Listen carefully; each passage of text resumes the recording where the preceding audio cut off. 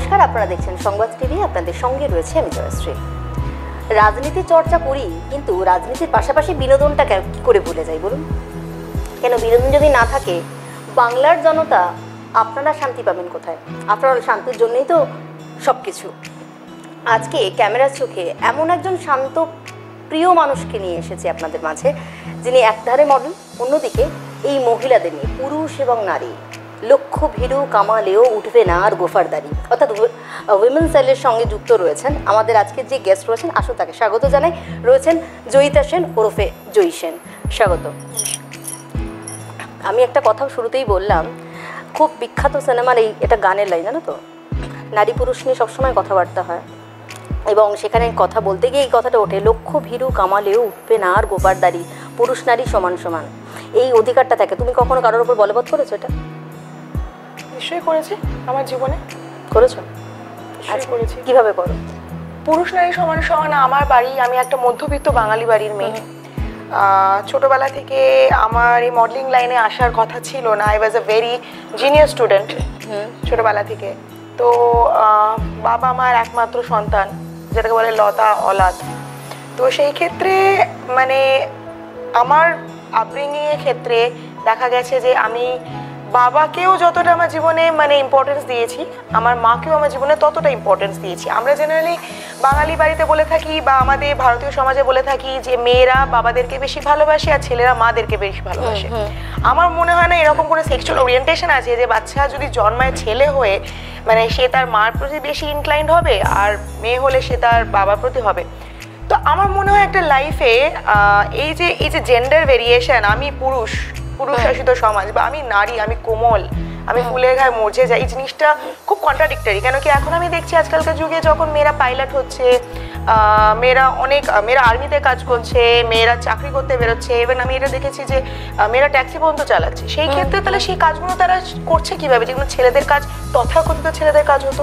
মেয়েরা সিগারেট খাচ্ছে, যেটা এতদিন আমরা জানতাম পুরুষ সিগারেট খায়, তো সেখানে মেয়েরা করছে ছেলেদের কাজ। আবার ছেলেরা যত বড় বড় মানে তোমার রেস্টুরেন্টস আছে, 5 স্টার 7 স্টার, সেখানে শেফ বলতে কিন্তু সব ছেলেরা। আমরা এতদিন কি জানতাম ঠাকুমা দিদাদের আমলে যে হেঁসেল মেয়েদের জন্য, তাহলে এত সফিস্টিকেটেড হেঁসেলটা তাহলে ছেলেরা টানছে কেন, যেখানে একটা স্যুপ খেতে গেলে 1,500 টাকা দিতে হয়? তো সেই ক্ষেত্রে আমার মনে হয় যে পুরুষ নারী সমান সমান। আমি আমার লাইফে সেটা এনজয় করেছি। আমি 5 স্টারে গিয়ে খেয়েছি যেখানে আমার স্যুপটা একটা ছেলে রান্না করে দিয়েছে, আর আমি একটা ফ্লাইটে উঠেছি যেটা একটা মহিলা পাইলট চালিয়েছে, এবং আমার লাইফে আমার বাবা মাকে আমি সমানভাবে ভালোবেসেছি। বিং আ গার্ল এই নয় যে আমি বাবাকে জড়িয়ে ধরেছি আর মাকে দেখে দূর তুমি যাও, তো nothing like that, it's happens.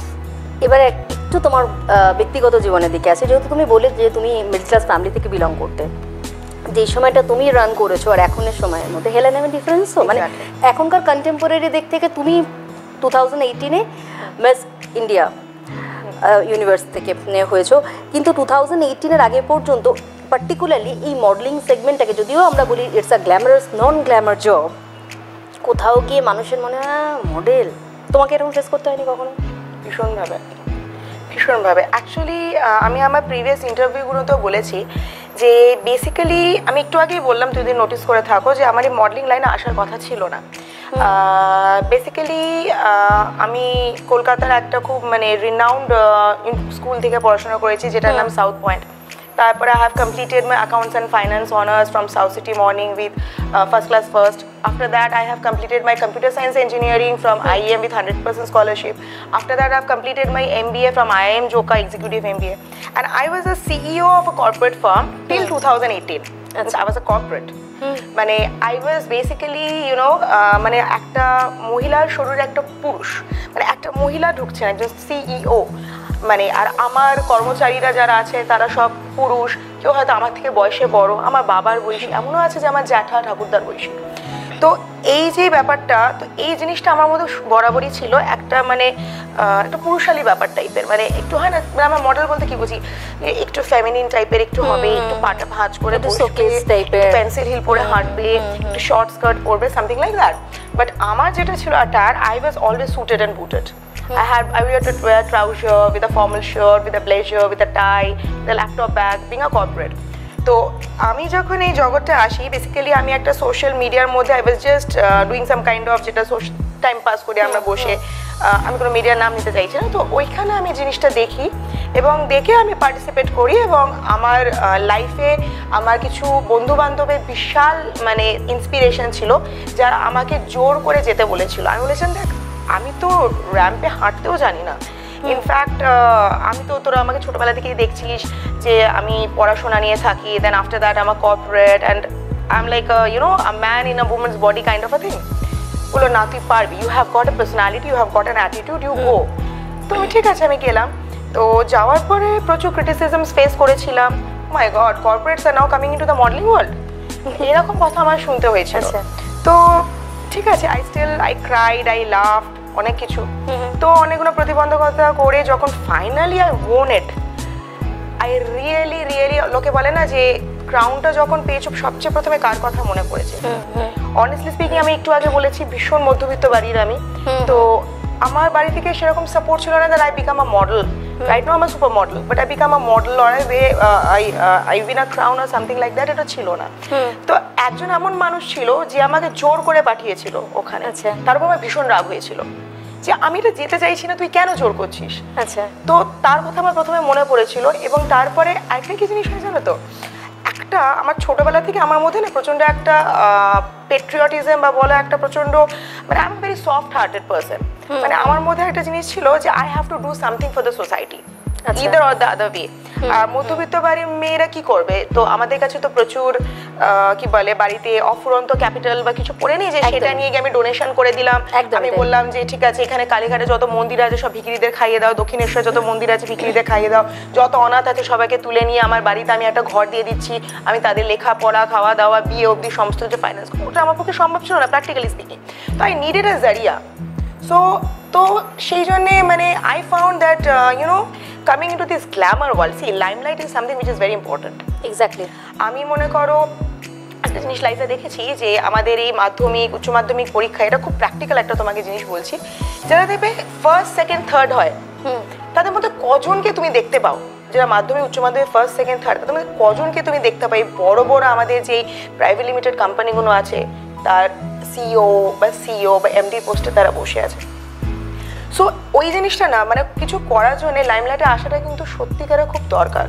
তো এই জিনিসটা আমাকে লাইমলাইটে আসার জন্য খুব হেল্প করেছে। আই এম রিয়েলি গ্রেটফুল যে নইলে আজকে আমি যে সেটা হয়তো আমি হতে পারতাম না, বা আমি যেটা করতে চাইছি সেটা হয়তো আমি করতে পারতাম। এই যে তোমাকে ফোর্স করে এখানে এন্টার করালো, এখন কি মনে হয় যে তাকে আমি বিতর্কিতভাবে যে শব্দগুলো ড্যাশ ড্যাশ ড্যাশ ড্যাশ যেগুলো বলা থাকতো সেটা কি বলবে নাকি থ্যাঙ্ক জানতে চাইবে? হাইলি অবলাইজড, তাই না? তখন যদি পুশ-আপটা না করতে বলতে আজকে আমরা জয়ী হিসেবে চিনি সেটা হয়তো চিনতাম না। আচ্ছা, আরও অনেক কথা আমাদের দর্শকদের কাছে বাকি থাকলো, কিন্তু সময় বলে একটা কথা আছে, ঘড়ির কাঁটা বলছে সময় হয়ে গেছে একটা বিরতি। কোথাও যাবে না, সঙ্গে থাকুন।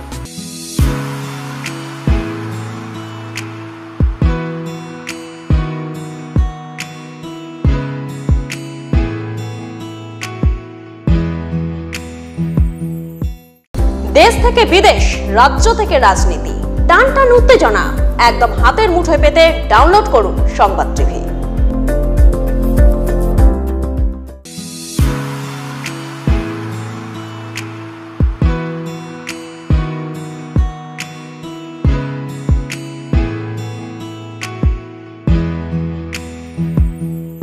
ফিরে এলাম বিরতির পর, আপনারা দেখছেন সংবাদ টিভিতে ক্যামেরার চোখ। আর আজকে ক্যামেরার চোখে রয়েছেন আমাদের সঙ্গে মডেল এবং বিশিষ্ট সমাজসেবী জয়ী সেন রয়েছেন।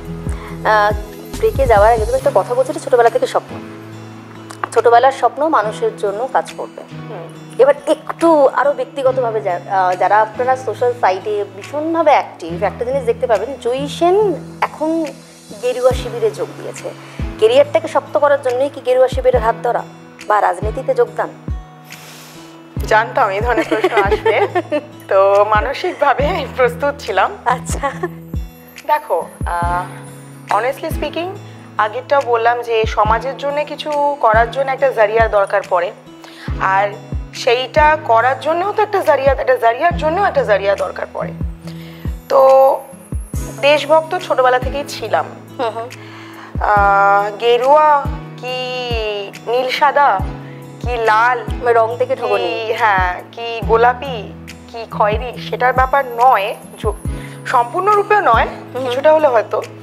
কিন্তু এখন ব্যাপারটা হচ্ছে কি জানো তো, আমি সবসময় বিশ্বাস করি যে যদি কোনো কিছুর সাথে যুক্ত হই সেটা যেন একটা সেন্ট্রাল পাওয়ার হয়। মানে যেটা হচ্ছে আমরা দেখবি ফিজিক্স বা কেমিস্ট্রিতে একটা জিনিস আমরা পড়তাম নিউক্লিয়াস বলে, যে একটা অ্যাটম বা মলিকিউলের মধ্যে একটা নিউক্লিয়াস থাকে যেটা পুরো জিনিসটাকে কন্ট্রোল করে। বা মনে করো আমাদের যে কোনো ব্যাংক, তার যেটা হেড অফিস থাকে সব ব্রাঞ্চগুলোকে কন্ট্রোল করে। আমার ফোকাসটা সবসময় থাকে যে ওই নিউক্লিয়াস জিনিসটার উপরে ফোকাস করা। আমি জানি যে আমি যদি হেড অফিসটাকে ক্যাপচার করতে পারি তাহলে আমি ব্রাঞ্চগুলোতে অটোমেটিক আমি ফ্যাসিলিটিসগুলো পাবো। তুমি তো রিজিওনাল পার্টিগুলো তো জয়েন করতে পারতে, ভাই বিজেপি। দেখো বিজেপিতে জয়েন করা আমার যেটা প্রধান মানে কারণ হচ্ছে যে আমি অনেক দিন থেকেই বাজপেয়ী সরকারকে ফলো করে এসেছি। আমার ওনাদের কাজ ভালো লাগতো, আমার ওনাদের যেভাবে ওনারা মানে ওনারা প্রচণ্ড কনসেপচুয়ালাইজড আমার মনে হয়েছে। মানে শুধুমাত্র বিজেপি না, আরও আমি এরকমও বলতে চাই যেরকম আছে যারা একটু কনসেপচুয়ালাইজ, যারা মানে একটা জিনিস জানো তো রাজনীতির ব্যাপারটা হচ্ছে যে ये करेगा वो करेगा सो करेगा कुछ करेगा लास्ट में कुछ नहीं करेगा, এই জিনিসটা নয়। আর বেসিক হচ্ছে যে আজকে আমি যদি একটা কিছু স্কিম লঞ্চ করি সেইটা 5 বছর পরে বা 6 বছর পরে ইভেন যদি সরকার পরিবর্তন হয়ে যায় তারপরেও যদি সেই সরকার সরেও যায় তারপরেও সেই জিনিসটাকে কতদূর নতুন সরকার টেনে নিয়ে যেতে পারবে বা কিছু মানুষের জন্য সেটা কতটা একটা ছাপ ছেড়ে যাবে, উপকার ছেড়ে যাবে। তোমার মনে হয় বিজেপি সরকার মানুষের জন্য সেটা করতে পারবে? অবশ্যই অবশ্যই। এবার আমি তোমাকে একটা কারেন্ট সিনারিও দিয়ে বলি। এই যে প্রধানমন্ত্রী জনধন যোজনা বা মহিলা, আমি জানি না তুমি হয়তো সব জায়গায় হয়তো এইটার প্রশ্নটা তো ফেস করেছো। এমন অনেক মানুষ হচ্ছে যাদের মেয়ের ওই 500 টাকা অ্যাকাউন্টে আসেনি, এবং আমি তোমাকে এটাও বলে দিই কাদের কাছে গেছে যাদের জিরো ব্যালেন্সে অ্যাকাউন্ট করা ছিল তাদের ছিল। তাহলে প্রতিশ্রুতিটা কোথায় রাখো তুমি? বলে যারা প্রতিশ্রুতি নিয়ে রাজনীতির প্রধান কথাই হচ্ছে কোট আনকোট কথা দিয়ে কথা রাখতে হবে। তাহলে কি কথা রেখেছেন? অনেকের কাছে এসেছে, ক্যাম্পেনিং এ গেছিলাম, অনেক জায়গায় জায়গায় ঘুরেছি ক্যাম্পেনিং এর জন্য, অনেক মহিলাদের সঙ্গে পাপিয়াদির এখানে, লোকনাথদার এখানে, ইন্দ্রনীল খানের এখানে অনেক জায়গায় ঘুরেছি। ওখানে অনেক মহিলারা বলেছেন তাদের অ্যাকাউন্টে এসেছে। সেটা সমীক্ষা করে যদি তুমি দেখো দেখবে যে যাদের জিরো ব্যালেন্স অ্যাকাউন্ট ছিল সেটা, আমি জানি না তুমি সেই সমীক্ষাটা আপনার একটু, এটা যার যার নিজের চয়েস। আমি তোমাকে বলছি না কি আপনি যে পার্টি করছো না কেন সেই পার্টির মধ্যে কি প্রবলেম না সেটা আমি একবারও বলছি না, এটা তোমার নিজস্ব চয়েস, তুমি করছো। এবার একটা প্রশ্ন, সেটা হচ্ছে যে যখনই তুমি বিজেপি জয়েন করেছো নিশ্চয়ই এরকম বিতর্কের সম্মুখীন তোমাকে হতে হয়েছে।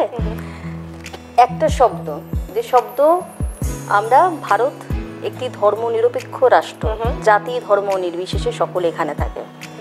আমার প্রত্যেকটা ইন্টারভিউতে সেটা পলিটিক্যালও হোক বা যারা আমাদের এন্টারটেনমেন্ট জগতে যারা রয়েছেন তারা রাজনীতি যুক্ত করেছেন তাদেরকে একটাই কথা বলে যে যারাই বিজেপি জয়েন করেছেন না কেন, সাম্প্রদায়িকতা কথাটা কিন্তু বিজেপির কাছ থেকেই আমরা এই শব্দটা পেয়েছি।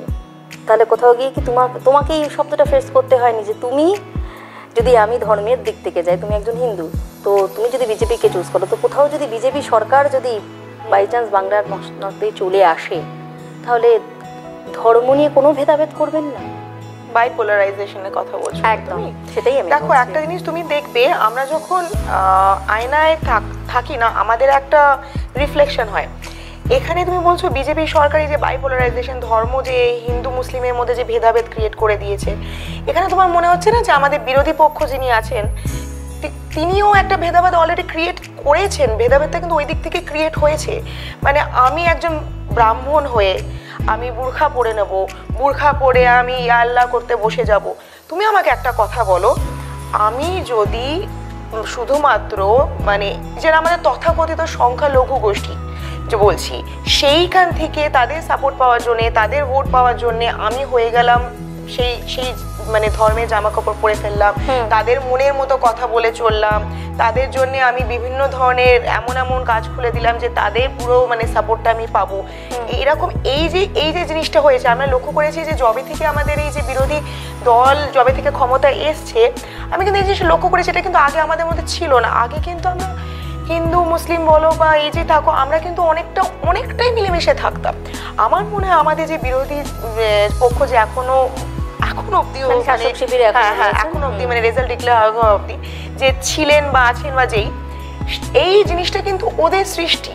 আমরা জয় শ্রীরাম বলে যদি হুঙ্কার করি সেখানে সেখানে উনি ওনার স্করপিও গাড়ি থেকে দরজা খুলে নেমে এই কে বললি জয় শ্রীরাম বললি কেন, এই হচ্ছে ব্যাপার। এরকমও তো হতে পারে যে ওনার যা অবস্থা আমি দেখছি যে উনি যে এখন এই হুইল চেয়ারের ওপরে একটা পা তুলে বসে আছেন, এটা নিয়ে এরকম অনেক মানে মজার মানে জোকসও এখন হয়েছে যে ওনার কানের কাছে, মানে এটা উনি কি সহানুভূতি পাওয়ার জন্য? না না না, আমি বলছি মানে এরকম হয়েছে যে ওনার কানের কাছে গিয়ে যদি কেউ জয় শ্রীরাম বলে, ওনার ওই ভাঙা পা ঠিক হয়ে যাবে, উনি হুইল চেয়ার থেকে উঠে পড়বেন। যদিও আমি কোনো রাজনীতির কোনো ব্যক্তিত্ব আমি নই, তবে আমি একটা কথা বলি, শুধু জয় শ্রীরাম নারা দেওয়া কেন, জয় শ্রীকৃষ্ণও তো হতে পারে। হ্যাঁ, বিকজ রাম যিনি, ইনি হচ্ছেন আমাদের এই বিষ্ণু বলো যেই বলো, ইনি হচ্ছেন সবচেয়ে শ্রেয় মানুষ রূপী, হি ইজ আ প্রফেট, যেরকম মোহাম্মদ যেরকম আমাদের প্রফেট মুসলিমদের, যিনি এসে আমাদের মানে সমস্ত মানে পবিত্র মানুষ হিসাবে আমাদের ধর্ম, যেটাকে আমরা রাম বলতে যাকে পুজি, আমরা মনে করি আমার ছেলে যেন রামচন্দ্রের মতো হয়, আমার বর যেন রামচন্দ্রের মতো হয়, আমার ভাই যেন রামচন্দ্রের মতো হয়। তো এই জয় শ্রীরাম, জয় শ্রীরাম, জয় শ্রীকৃষ্ণ, ব্যাপারটা একই, কিন্তু এই কারণেই এটা বলা হচ্ছে যে এই যে গরু পাচার, এই যে কাটমানি, এই যে এগুলো কেন গরু পাচার কেন হবে, কেন একটা দিনের পর দিন প্রচুর হিন্দু মহিলাদেরকে তুলে এনে তাদেরকে জোর জোর করে, আমি এটাও জানি, আমি এরকম অনেক লোকেদের আমি কর্পোরেট সেক্টরে দেখেছি, আমার আইটি সেক্টরে ইঞ্জিনিয়ার তারা আমাকে শেয়ার করেছে যে যখন আমাদের মানে এই ভারত বাংলাদেশ যখন বিভাজন হয়, তখন ওরা কিন্তু প্রকৃত হিন্দু ছিলেন, কিন্তু ওদেরকে জোর করে রেখে দিয়ে ওদেরকে মুসলিমে কনভার্ট করা হয়েছে, এগুলো করেছে। এগুলো কেন, মানে আমরা মুসলিম, আমরা হিন্দু, আমরা, তার মানে তুমি বলছো যে সেকুলারিজমটা কেন? সেকুলারিজমটা তাহলে কে নিয়ে আসলো? তার মানে বিজেপি শুধুমাত্র বলছে দুধ কা দুধ পানি কা পানি করেছে হচ্ছে, তুমি তোমার তোমার কথা অনুযায়ী যদি আমি ধরি, শাসক শিবির সৃষ্টি করেছেন, তোমরা সৃষ্টির বাহনকর্তা, তোমরা সেটা বহন করে নিয়ে যাচ্ছ, সেটাই বলছো কি? না, আমরা আমাদের ভারতীয় যে আমাদের যে ভারতবর্ষ, সেই ভারতবর্ষটাকে আমরা ভারতীয় জিনিসটাকে আমরা রাখবার চেষ্টা করছি। আমরা দেখো আজকে ডেটে যদি তুমি মনে করো কোনো একটা আমাদের সংখ্যালঘু দেশে যাও, সেখানে গিয়ে তুমি কি মানে দেখাতে পারবে যে সেখানে তুমি কোনো মানুষকে যদি বলো যে হ্যাঁ তুমি একটা কাজ করো, তুমি তোমার ভগবান বা তোমার যিনি মানে যাকে তুমি বিশ্বাস করো তার পুজো করা বন্ধ করে দাও, আর আমাদের কৃষ্ণের পুজো করা শুরু করে দাও, শিব পুজো করা শুরু করে দাও? করবে না। কিন্তু আমাদের এখানে আমাদের বিরোধী পক্ষ আসার পরে আমি এটা দেখেছি যে আমরা কি করছি, আমরা যখন আমাদের দরকার পড়ছে, আমাদের এখানে প্রবলেমটা কিন্তু আমাদের এখানে গোড়ায় গলদ হয়ে দাঁড়িয়ে গেছে এই বিগত 5, 6, 10 বছর ধরে দেখছি। যখন আমাদের দরকার পড়ছে আমরা মসজিদে চলে যাচ্ছি, যখন আমাদের মন খারাপ হচ্ছে আমরা গির্জায় চলে যাচ্ছি। আমরা আমাদের ধর্মটাকে যত না ভালো করে জানি, অন্য ধর্ম জানতে আমরা বেশি উন্মুখ হয়ে উঠেছি। তো নিজস্বতাটা আমরা হারিয়ে ফেলছি। আমরা ভেদাভেদ সৃষ্টি করছে না, যেটা তুমি বলছো যে আপনি মন্দিরে যাচ্ছি, মসজিদে যাচ্ছি, আজকে আমিও মন্দিরে যাই, মসজিদে যাই, আমি তো ভেদাভেদ করছি না, কিন্তু এখানে তো ভেদাভেদের নিয়ে রাজনীতি করা হচ্ছে। তাহলে তুমি বলো না, মানে এটা তো আমরা প্রত্যেকেই দেখেছি, রাম জয়ন্তী, রামনবমীর দিনে আপনি তরোয়াল হাতে করে যাচ্ছে, এটা তো এর নাম তো ধর্মপ্রচার হতে পারে না, এটা কি কখনো ধর্মপ্রচার হতে পারে? তুমিও কিন্তু এটা মানছো, তাহলে আপনি কেন, তাহলে ভেদাভেদের চিত্রটা কে নিয়ে আসলো? একজন, তোমার কথা অনুযায়ী যদি আমি চলি, যে একজন সৃষ্টিকর্তা সৃষ্টি করলেন, আর একজন বাহন সেগুলোকে বহন করে নিয়ে চলে যাচ্ছেন। তার মানে সিक्के जिस साइड में भी देखो, इस साइड में भी खोट है, उस साइड में भी खोट है, তাই কি না? खोट तो देखो सिक्का बना है खोट होने के लिए, अब वो सिक्का को कैसे बढ़िया से उसको ठीक करके रिपेयर करके उसको फिर बाजार में चालू कर सकते, इसके लिए यही है। আচ্ছা, রাজনীতির কথা বলছি যদি আলোচনার মাধ্যমে আসলো, কিন্তু আজকে যে অনুষ্ঠানের যে পর্ব, আরো কথা আছে, কিন্তু সময় হয়ে গেছে আর একটা ছোট্ট বিরতির। কোথাও যাবে না, সঙ্গে থাকুন।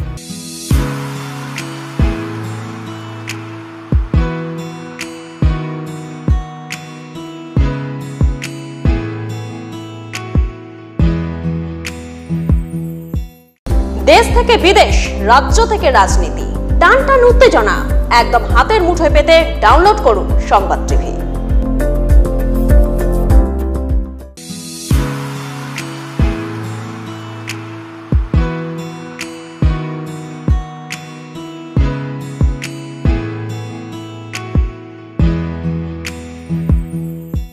ফিরে এলাম বিরতির পর, আপনারা দেখছেন সংবাদ টিভি। বিরতিতে যাওয়ার আগে আমাদের আজকে যে অনুষ্ঠানটা হয়েছে, কোথাও গিয়ে একটুখানি বিষাদ হয়ে গিয়েছিল, কোথাও গিয়ে দেখা গেল যে হাসি মুখটা ছিল জয়ীর, কোথাও গিয়ে একটু হলেও আমার উপর রাগ হয়েছে, কেন কোথাও গিয়ে আমাদের মধ্যে একটা তর্ক বিতর্ক সৃষ্টি হয়ে গেছিল। আচ্ছা, পরিবেশ পরিস্থিতিটাকে তো হালকা করতে হয়।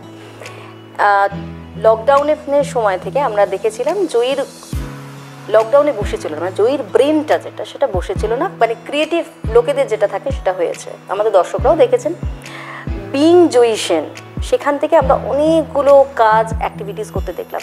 যখন প্রথম লকডাউন হলো তখন কি মনে হয়েছিল যে কোথাও গিয়ে কারোর সাথে তুমি দেখা করতে পারছি না, এরকম একটা কখনো ফিল হয়েছিল বা কিছু করতে হবে, সেই জায়গা থেকেই কি এই কাজগুলো করা? দেখো, লকডাউনটা যখন প্রথমে হলো তো প্রথমে প্রচুর ক্লস্ট্রোফোবিক লাগছিল। বাড়িতে আমার বয়স্ক মা, আমার ছোট মেয়েকে নিয়ে লকডাউনে থাকা, মানে একদিকে একটা একদম শিশু, একদিকে একজন বয়স্ক লোক মাঝখানে একদম, তো একটু টাইম লেগেছিল অ্যাডজাস্ট করতে। কিন্তু আমার ক্ষেত্রে যেটা লকডাউনে হয়েছে যে আমি প্রচণ্ড রকম নিজের মানে সামাজিক অ্যাক্টিভিটিটা আমার প্রচণ্ড রকমভাবে বেড়ে গেছিলো লকডাউনে। মানে আমি তোমার কোভিডের জন্য বলো, আমফানের জন্য বলো, যেখানে যেরকমভাবে পারি মানে মানুষকে হেল্প করার জন্য যেভাবে যা করতে হয় সেগুলো করেছি। And being the vice president of national human rights organisation women cell West Bengal, আমি করেও ছিলাম। আর অনেকগুলো অর্গানাইজেশনের সঙ্গে আমি প্রেসিডেন্ট, ভাইস প্রেসিডেন্ট, আমি লায়ন্স ক্লাবে আছি, আমি রোটারিতে আছি, তো সেগুলো করেছিলাম। তো এইগুলো করতে করতে কিন্তু আমি অনেক কিছু শিখেওছি, অনেক কিছু ধাক্কা খেয়েছি, অনেক কিছু বুঝেছি, শিখেছি। আমজনতার কাছে গিয়ে তাদেরকে হেল্প করতে গেছি, তাদের সঙ্গে ফেস টু ফেস করেছি। এবং আমার মধ্যে একটা ব্যাপার আছে না, আমি মাটির সঙ্গে মিশে কাজ করতে খুব ভালোবাসি। কেন, আমি তো নিজে মাটি থেকে উঠেছি। আমি যে প্রথমেই বললাম যে মিডল ক্লাস ফ্যামিলি থেকে বিলং করি, the so called sophisticated high class society and all I am not belonging from. তো সেই ক্ষেত্রে মাটির সঙ্গে মিশে কাজ করেছি বলি, মাটির গন্ধটা পেয়েছি বলি, মাটির স্বাদটা বুঝেছি বলি কাজটা করতে সুবিধা হয়েছে। তো লকডাউনটা আমার কাছে একটা বাফারের কাজ করেছে, অবশ্যই বাফারের কাজ করেছে। যদি কেউ জয়ী সেনের কাছাকাছি সান্নিধ্য লাভ করতে চায় বা জয়ী সেন হতে চায়, তাহলে নিজেকে কিভাবে রিপ্রেজেন্ট করবে? দেখো, আমার যে ইউটিউব চ্যানেল আছে বা আমার যে মোবাইল অ্যাপ আছে বা ওয়েবসাইট আছে, সব জায়গায় বা আমি টিভিতে যে শো আমি করি, সেটা একটা কথা বলবো, আমার ব্র্যান্ডের নামটা যদি ভালো করে দেখো, it's being Joyee Sen. Being হচ্ছে তোমার, it is a present continuous tense, it is a process, it is not a like just do it, মানে এই মারলাম ধরতকটা মার পেরেক না, it is a process. It took me a long অনেক time লেগেছে টু বিকাম জয়ী সেন। মানে it is like a transition.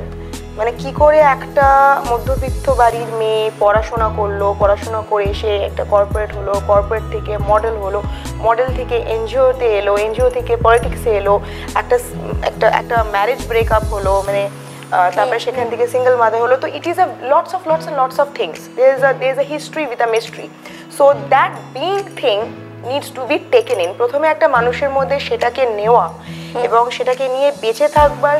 যা আমরা এখন দেখছি, যেরকম লকডাউনে আমি যেহেতু গ্ল্যামার ইন্ডাস্ট্রি থেকে আছি, আমাদের বলিউড ইন্ডাস্ট্রিতে আমাদের SSR কেসটা যেটা হলো, প্লাস এখন যেভাবে কোভিড ছড়িয়ে গেছে বা বলিউড ইন্ডাস্ট্রি যে লসেসগুলো হয়েছে, বা মনে করো এখন ডিজিটালি যত জিনিসগুলো হচ্ছে, তো একটা ব্যাপার কি জানো তো, যে প্র্যাকটিক্যালটা না, there is always a blessing in disguise.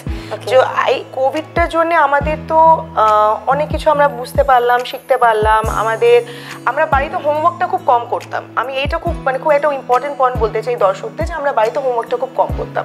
আমরা একটা গড্ডালিকা প্রবাহ বলে একটা কথা আছে, মানে তথাকথিত সো কল প্রোটোটাইপ, ওই গড্ডালিকা প্রবাহে বয়ে যেতাম। ঘুম থেকে উঠছি 6টার সময়, 6টা থেকে 7টা জিম করছি, 7টা থেকে 8টায় মর্নিং ওয়াক করছি, তারপর ব্রেকফাস্ট করছি, তারপর পুজো দিচ্ছি, তারপর চান করছি, তারপর বেরিয়ে যাচ্ছি, অফিসে লাঞ্চ ব্রেক নিচ্ছি, আবার বিকেলে আসছি। গতানুগতিক জীবন, হ্যাঁ, গতানুগতিক। তার বাইরে যে কিছু ভাবতে হবে সেটা মানে আমি নিজে বিশ্বাস করবে না, আমি নিজে সোশ্যাল নেটওয়ার্কিং এ কত রকম অ্যাপ্লিকেশনস, তা কত রকম ভাবে সেটাকে আরো ইউজ করা যায়, সেটিংসে গিয়ে কত রকম তার ফ্যাসিলিটিস বা ফিচার্স আছে, সেগুলো আমি জানতামই না।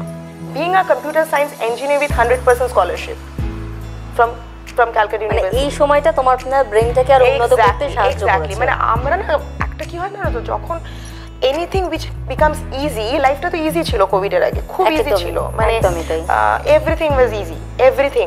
তো সেই ডিফিকাল্ট জায়গাটাতে এসে মানুষ তখন কি করেন, মানুষ তখন একটু হোমওয়ার্ক করতে শুরু করে। আমরা শুধু ক্লাস ওয়ার্ক করে যেতাম। ক্লাস ওয়ার্ক মানে যে বিজনেস করছে সে তার অফিসে গিয়ে, যে জব করছে সে তার ডিউটি জায়গায় গিয়ে, যে গভর্নমেন্ট এমপ্লয়িতে তার গভর্নমেন্ট অফিসে গিয়ে। কিন্তু আমরা হোমওয়ার্কটা করতাম না। আমরা ওই যে ল্যাপটপটা অফিসে বন্ধ করতাম, আবার পরের দিন সকাল 10টা সময় গিয়ে যে খুলতাম, আবার বন্ধ করতাম। তো এই যে হোমওয়ার্ক করা লাইফের বাইরে, এই হোমওয়ার্কটা করা শেখাটা খুব দরকার ছিল। এই হোমওয়ার্ক করতে করতে কখনো না কখনো একটা জিনিস তো করতে হয়েছে, অফিসটা ঘরের মধ্যে করে নিতে হয়েছে, এনভায়রনমেন্টটা হতে হয়েছে অফিস, মানে ঘরটাকে অফিস করা ইজ ভেরি ডিফিকাল্ট, এবং সেখানে বাড়ির লোকের সাথে নিজেকে ম্যানেজ করা। তো কতটা মানে ডিফিকাল্টিস, যেটা প্রত্যেকে যারা পর্দার ওপর রয়েছেন তাদের ক্ষেত্রেও একই, যারা ঘরে বসে কাজটা করেছেন। এবার যারা গ্ল্যামার জগতের সঙ্গে যুক্ত, তাদের যে ধরনের রুটিন, সেই রুটিনটাকে ফলো করতে তো একটু হয়তো হলেও কোথাও স্ট্যামারিং হতে হয়েছিল কি, তাই তো? হ্যাঁ, সেটা তো হয়েছে, মানে যে ক্ষেত্রে আমাদের নর্মাল যে ডেইলি লাইফ, কোনো বাইরে বেরোনো বা কোথাও যাওয়া নিজেদের ফিজিক্যাল ফিটনেসের জন্য বা কিছু, সেগুলো পুরোটাই বাড়িতে তৈরি করতে হয়েছে। মানে ইয়োগা থেকে শুরু করে, জিম থেকে শুরু করে, নিজে মেনটেন করা শুরু করে, আমাদের যা যা নিজেদের কে মেনটেন রাখার জন্য যা যা করতে হয় সব করতে হয়েছে। কিন্তু এখানে কোথাও একটা জিনিস আমরা কি শিখলাম জানো তো, যে বাড়িতে থেকেও যে সব কিছু করা যায়, বাড়িতে থেকেও যে পয়লা বৈশাখ সেলিব্রেট করা যায়, বাড়িতে থেকেও যে 31st পার্টি করা যায়, বাড়িতে মার্চ যদি থাকে তাহলে সবকিছু সম্ভব। এক্স্যাক্টলি। মানে আমার একটা কথা হচ্ছে, এই যে আজকে মনে করো তুমি আমি বসে আছি, রাইট? তুমি একটা জায়গায় বসে আছো, আমাদের দর্শকরা আমাদেরকে দেখছে, আমি এখানে বসে আছি, দর্শকরা আমাকে দেখছে। তো এই জায়গাটা আসার জন্য আমরা খুব খেটেছি এবং আমাদেরকে সাপোর্ট করেছে আমাদের ফ্যামিলিরা। তো আমরা যে এত খাটছি কিসের জন্য? For name, fame and money. So when we are not using that name, fame and money for the people who have helped me to become that, and not investing that money for those who have helped me to become that, then what is the meaning of doing that? আজকে যদি আমি আমার ফ্যামিলিকে time না দিই, আজকে যদি আমি আমার সারাদিন ধরে খেটে আমি আমার প্রিয়জনকে টাইম না দিই, সারাদিন ধরে যদি আমি কাজই করে যাই, তো কি কাজ করতে করতে সবকিছুটাকে ব্যালেন্স করতে হবে। Exactly, there should be a balance. আমাদের এই জিনিসটা আমি দেখেছি, আমাদের I have travel across the globe, তো আমি দেখেছি এটা আমাদের মানে এশিয়ানদের মধ্যে এই জিনিসটা আছে, আমরা ব্যালেন্স একদম করতে পারি না। আমরা কাজ করছি তো কাজ করেই যাচ্ছি, আমরা ঘুমোচ্ছি তো ঘুমিয়ে যাচ্ছি, প্রতিযোগিতার ইঁদুর দৌড়ে নিয়ে গা ভাসিয়ে দিচ্ছি, কোথাও গিয়ে ব্যালেন্স করতে পারছি না। মানে সেই একটাই কথা বলতে হচ্ছে, don't mix into your personal life into professional life, professional life into personal life. এতগুলো কথা জয়ী সেনের সাথে আমি দাঁড়িয়ে বলছি, এবং আমার উল্টো দিকে যারা রয়েছেন তারাও ভাবছেন যে কিভাবে এটা সম্ভব এবং কিভাবে আজকে জয়ী সেন হয়েছে, সেটা আপনারা শুনলেন, এবং আপনারা চাইলে সার্চ করেও জানতে পারবেন বিং জয়ী সেন কেন হয়েছে। সবার শেষে একটা কথা বলি, যারা মডেলিং ইন্ডাস্ট্রি বা গ্ল্যামার ইন্ডাস্ট্রিতে চান্স পেতে চাইছে, বা অনেকের তো সেই সুপ্ত প্রতিভা অনেকের থাকলেও অনেকে কি হয় কি মনে আশাটা থেকে যায়, কখনো ব্যক্ত করতে পারে না। তো সেক্ষেত্রে আমাদের দর্শকদের উদ্দেশ্যে তুমি কি বলতে চাইবে? একেবারে ইন্টারভিউর একেবারে শেষ পর্বে চলে এসেছি। দেখো, মডেলিং হোক বা যে কোনো ইন্ডাস্ট্রিতে আসতে গেলে প্রথমে দরকার হচ্ছে 3টে C. One is consistency, one is compatibility, and one is the compassion or the passion for the thing. মানে কনসিস্টেন্টলি একটা জিনিসের পিছনে লেগে থাকতে হবে। আমার মডেল হতে ইচ্ছে হলো, আমি নিজেকে বিশালভাবে গ্রুম করে ফেললাম, আমি ডায়েটিং করলাম, আমি 3-4টে সুন্দর সুন্দর জামা কাপড় কিনে একটা ফটোগ্রাফারের কাছে গিয়ে শ্যুট করলাম, আমি কিছুটা সোশ্যাল নেটওয়ার্কে পোস্ট করলাম, 10টা লাইক পেলাম, 4টে জায়গায় ইন্টারভিউ দিলাম, তারপরে ঘুমিয়ে পড়লাম। এই কাজটা করলে হবে না। You have to be consistent, you have to be focused. লাইফে ক্রিটিসিজমস আসবে। একটা স্কুল টিচারও যখন স্কুলে পড়াতে যায় তখন তারও ক্রিটিসিজম হয়, একটা কর্পোরেট যখন অফিসে যায় তখনও তারও ক্রিটিসিজম হয়, একটা সিঙ্গেল মাদার যখন তার বাচ্চাকে বড় করে তারও ক্রিটিসিজম হয়। So goes for a model. আর এই গ্ল্যামার ইন্ডাস্ট্রিতে তুমি কিছু না করলেও ইউ উইল বি ক্রিটিসাইজড। আর ভাইরাল হতে শেখাটা মানে খুব দরকার। মানে ভেঙে পড়লাম, আমাকে লোকে কি বলছে না বলছে, you should not care, and consistency should be the negative প্রচারটা যদি আমার হয় তাহলে সেটাকে আমি এনজয় করতে হবে, এটা বলছে তো। Yeah, you should take the negative vibration থেকে আমি পজিটিভ ভাইব্রেশন পাবো। Negative things you should take in a positive way. আচ্ছা, একেবারে শেষ পর্বে যেহেতু এসেছি, এত সহজে তো জয়ী সেনকে ছাড়তে পারি না। র্যাপিড ফায়ার রাউন্ড করবো, যেখানে থাকবে অপশনস, এবং জয়ী সেন সেখান থেকে অপশন থেকে বেছে নেবেন। চলো ডান, শুরু করি। আমার মতো করে শুরু করি। भाइयों और बहनों, दिल थाम के बैठिए क्योंकि हमारे बीच उपस्थित हैं জয়ী সেন। র্যাপিড ফায়ার রাউন্ড শুরু করতে हैं। চলো স্টার্ট। কোনো একটা নির্জন দুপুরে তুমি একা রয়েছো, কার কথা মনে হবে? প্রেমিকের না নিজের হাজব্যান্ডের? নিজের হাজব্যান্ডের। ওকে, নেক্সট কোয়েশ্চেন। নিজের মার কাছে সব থেকে ভালো জিনিস কোনটা চাইবে? ভালোবাসা নালে প্রপার্টি? প্রপার্টি। নিজের মার কাছে প্রপার্টি। ওকে। নিজের মেয়েকে আগামী দিনে যখন তোমার বয়সে হবে তাকে মডেল হিসেবে দেখতে চাইবে না এন্টারপ্রেনিয়র হিসেবে? এন্টারপ্রেনিয়র। ওকে। বাংলার মশলাতে বসছে কে, মোদি না মমতা? মোদি। ওকে, যা কোয়েশ্চেন ছিল সব হয়ে গেছে। Thank you so much for মানে স্পেন্ডিং এতটা সময় দেওয়ার জন্য, এতটা টাইম দেওয়ার জন্য। প্রপার্টি বলে দিই, প্রপার্টি থাকলে সবাই ভালোবাসবে, নইলে কেউ ভালোবাসবে মানে না। ইসাফির মুসাফির সবসে বড় পয়সা। এটা আমার, এই ডায়লগটা আমার নয়, আমাদের স্যারের ডায়লগ। আজকে আমি এখানে বসে সেই ডায়লগটা পুনরাবৃত্তি করলাম। যাই হোক, তুমি তোমার মনের কথা বলেছো, আর আমরা সেটা মানে মনের মতো করে নিলাম। আর দ্যাটস বিং জয়িশন। হ্যাঁ, দ্যাটস বিং জয়িশন। এবং এটাই মানে প্রকাশিত হয় যে মানুষের মধ্যে মানে সততা বা তার সত্তাটা বেরিয়ে এসেছে। আরও একবার তোমাকে অসংখ্য ধন্যবাদ এতক্ষণ সময় দেওয়ার জন্য। আর অবশ্যই আবদার থাকবে আমাদের দর্শকদেরও এবং আমাদেরও, আগামী কোনো না কোনো পর্বে তোমাকে আমরা পাবো। আমাদের দর্শকদেরকেও অসংখ্য ধন্যবাদ এতক্ষণ আমাদের সঙ্গে থাকার জন্য। খুব ভালো থাকবেন, সুস্থ থাকবেন, অবশ্যই আমাদের সঙ্গে থাকবেন। দেখতে থাকুন সংবাদ টিভি, আমাদের বিকল্প আমরা।